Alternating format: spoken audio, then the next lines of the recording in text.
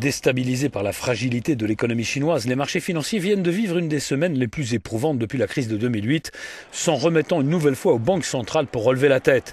De Shanghai à Paris en passant par New York ou Francfort, les indices ont cédé à l'affolement lundi, allant jusqu'à perdre plus de 8% pour certains, à l'occasion d'une séance historique. Et puis la banque centrale chinoise serait entrée en scène en rachetant beaucoup de titres boursiers en milieu de semaine. Et là, ça a commencé à changer.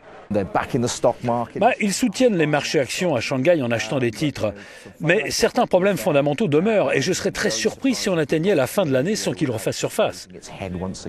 En Chine, de nombreux actionnaires ont perdu énormément d'argent ces dernières semaines, les petits porteurs représentant 90% des investisseurs chinois. Écoutez Francis Lun de GeoSecurities.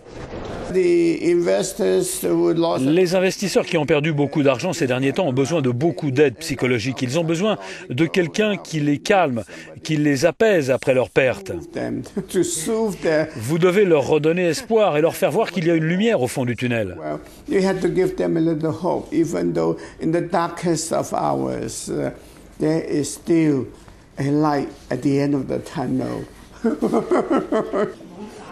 Les petits actionnaires chinois ne sont pas encore complètement rassurés, mais ils se rendent un peu compte que les réactions ont été, nous dirons, exagérées. Et ils veulent croire que les autorités chinoises vont enfin prendre les bonnes décisions.